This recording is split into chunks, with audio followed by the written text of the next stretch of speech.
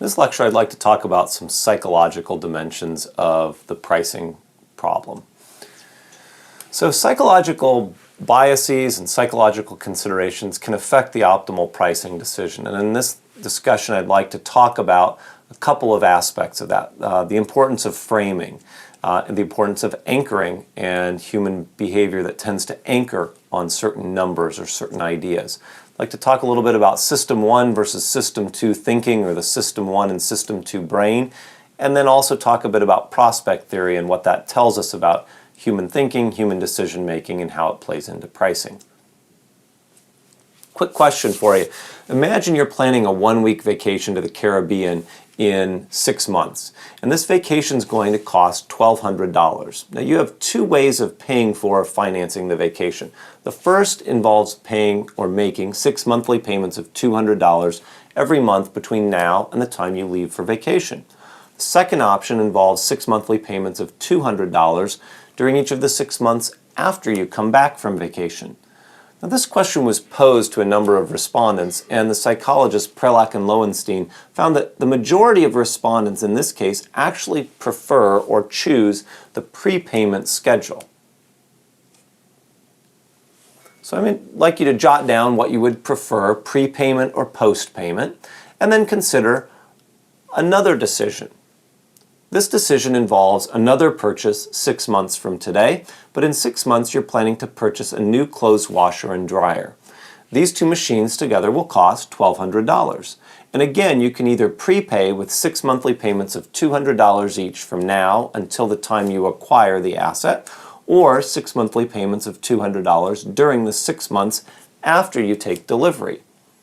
Would you prefer the prepay or the postpay? And importantly, ask yourself, does your choice of pre versus postpay change from the vacation to the washer and dryer?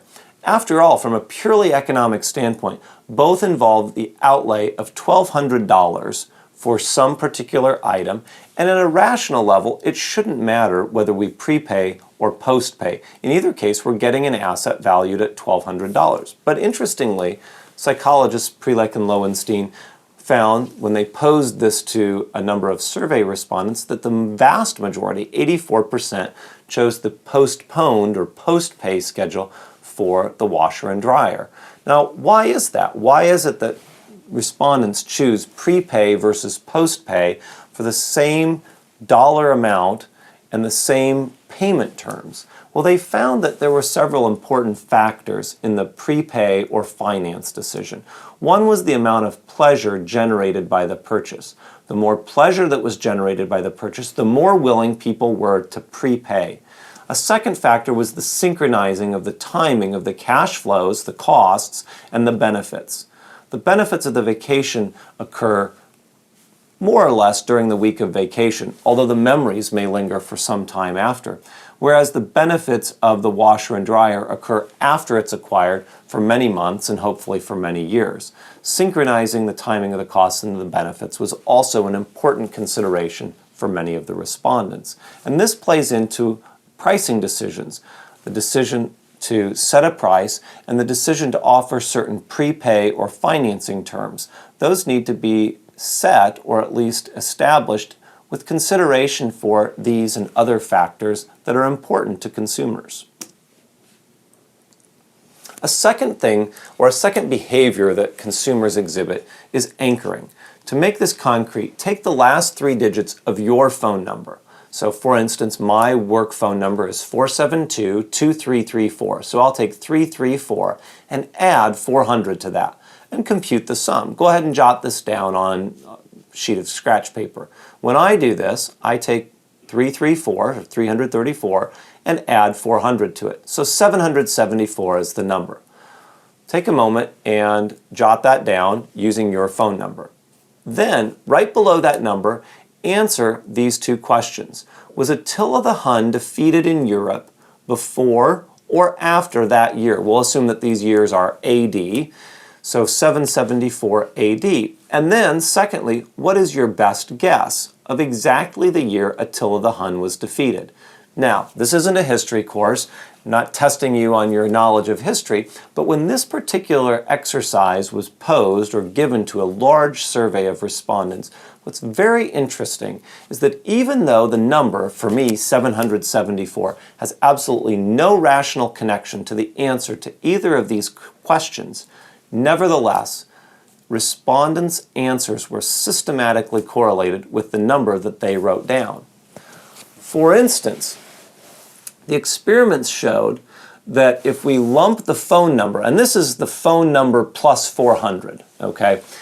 So whatever number people wrote out, and then isolate or separate respondents based on the numbers that they wrote down, and then look at their average guess as to the year Attila the Hun was defeated in Europe. What's very interesting is that those guesses march up in lockstep with the number that was in the individual's mind, the number that they were anchoring on. Interestingly, it is 453 AD was very near the year when Attila the Hun was defeated and died. So all of these guesses were too high, but it's interesting that the higher the number that these people had planted in their minds, the higher was their guess, even though there was no rational connection. Why is this? Well, when your intuition seizes on a number, any number at all, it becomes stuck on that. Real estate agents know this. This is one of the reasons that they will show you the most expensive property first. Mutual funds know this. This is why they always launch an initial public offering at $10, which seems relatively cheap.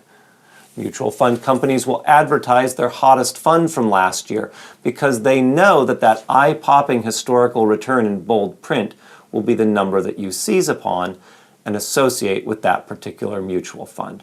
This is all your reflexive or system one brain at work. It's a powerful system, but it's also dumb in many senses that it doesn't realize that it's making these connections. Investing and economic decision making is really a tug of war between the reflexive and the more reflective or system two elements of your brain. So one of the things to bear in mind, whether you are making an economic decision for yourself or presenting a pricing strategy designed to be presented to consumers, is to always bear in mind that this constant tug of war is going on within every human mind between the reflexive and the reflexive and reflective system 1 and system 2 brains. So again, the reflexive refers to the system 1 brain, the powerful but dumb brain. And all of this economic decision making that we're engaged in is a constant tug of war that requires us to be conscious of the reality and the presence of these two brains at work within every economic decision maker. Now, I'm going to ask you a question. I'm presenting some information and then asking you a question. A candy bar and a piece of gum together cost $1.10. The candy bar costs $1 more than the piece of gum. How much does the gum cost? Answer this as quickly as you can. Most people will correctly answer this only after some thought. Most people will actually answer 10 cents to this. But upon closer reflection, it becomes clear that if the gum costs 10 cents, and the candy bar costs $1 more, then that implies that the candy bar costs $1.10. And together they cost then 10 plus $1.10 or $1.20. So they can't cost $1.10. The only way to correctly answer this is to price the gum at 5 cents. If the gum is 5 cents and the candy bar costs $1 more, the candy bar costs $1.05, and together they cost $1.10. But you can only answer this if the analytical part of your brain realizes that your intuition may have made a mistake. Now, you may have answered that correctly right at first, but one of the reasons I put the second bullet point here in large, bold letters is because large, bold, shiny things tend to excite our system 1 or our reflexive or reactive brain. And when that reflexive or reactive brain tried to answer this problem quickly, it seized upon the 10 and the dollar and simply took the difference. So for many people, the first answer that comes to mind on this slide is 10 cents, but that's incorrect. Only by using and invoking your analytical brain can you correctly answer it and identify that the gum costs 5 cents. Here's another example of our rational and irrational brains at work. Imagine that you follow or face the pair of concurrent decisions. You're going to be asked on this slide to make two decisions. So I'd like you to get a piece of paper and a pencil, just a scratch paper. You're going to jot down two letters that correspond to your two choices. Now these go together, so let me present both of them before you make your selections. Decision 1 is choosing between a sure gain of $2,400 and a 25% chance of gaining $10,000 and a 75% chance of gaining nothing. For the choice B, let's imagine that I flip two quarters. If they both come up heads, which occurs with a probability of 25%, then you'll get the $10,000. And otherwise, if it's heads and tails and heads, or tails and tails, combined, that represents a 75% probability of getting something other than two heads, then you gain nothing. Okay, so you're going to have to choose between A and B. What would you prefer?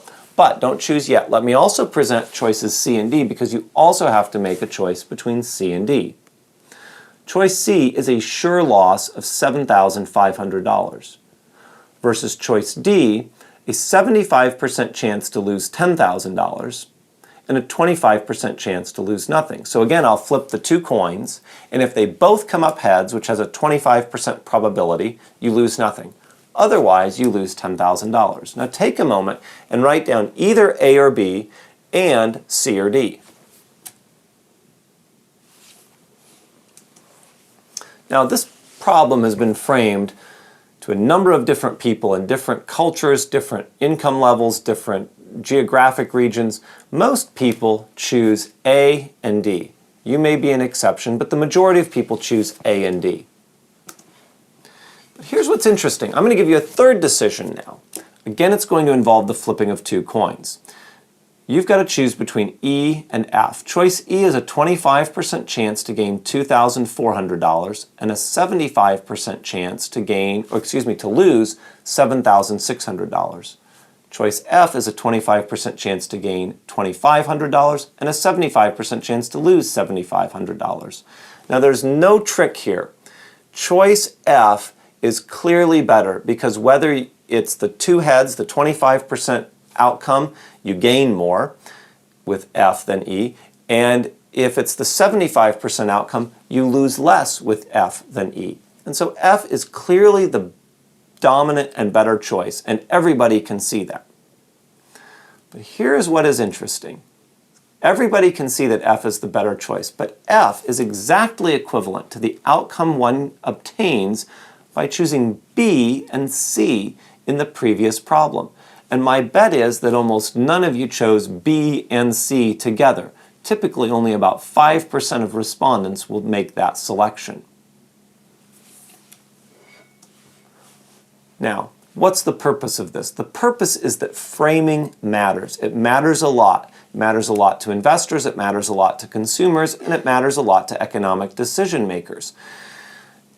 Framing decisions one at a time instead of adopting a broader frame can lead to a whole host of bad economic decisions.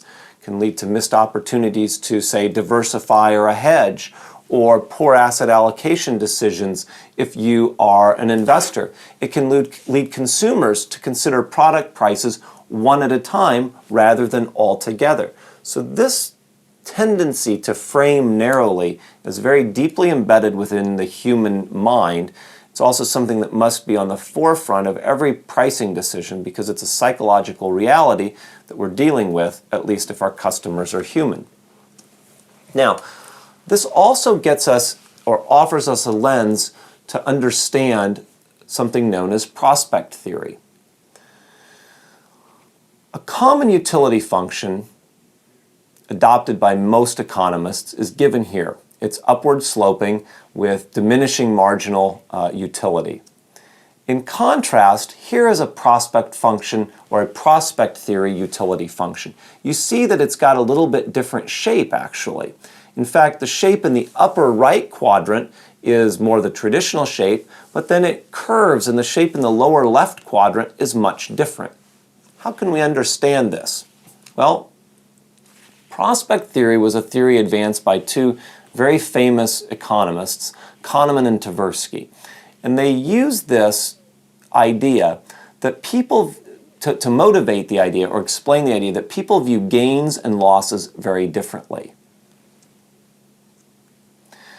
The biases that people have, or the way that they view gains and losses, can affect optimal pricing decisions. In fact, people tend to be risk-averse when dealing with gains and risk-seeking when dealing with losses.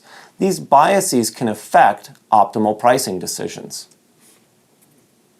For example, in 2008, some airlines began charging for snacks. Now, seems like a good idea because those who value an in-flight snack can buy one, and those who don't value an in-flight snack didn't have to buy. But many passengers viewed this negatively. They viewed it as a loss or as a cost and changed airlines as a result. Prospect theory offers a prediction. The way that a decision is framed matters a great deal to the decisions that consumers make. In other words, consumers feel losses much more acutely than gains. So decisions should always be framed, if at all possible, in a way to highlight a gain and not a loss, such as the loss of an in-flight snack.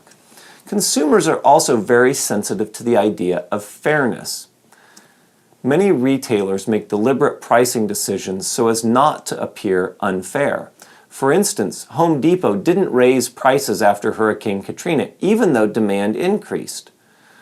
Many hardware stores don't increase the price on snow shovels following a big winter blizzard.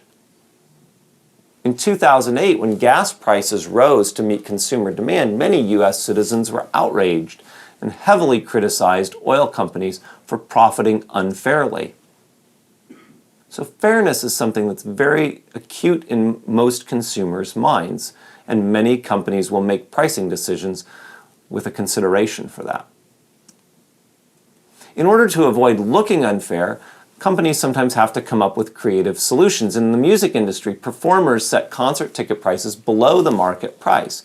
People buy up the low marked prices and sell them on secondary markets, which consumers don't seem to subject to the same rules of fairness. Often, artists will also sell tickets on the secondary sites and then share in some of those profits, but avoid being labeled unfair. Because consumers are very sensitive to the idea of fairness, the pursuit of long-term profit, in other words, self-interest, necessarily means not taking advantage of profit opportunities in the short term that may appear unfair to some of the firm's other stakeholders. I'd like to thank you for listening to this lecture on some psychological considerations in the pricing decision.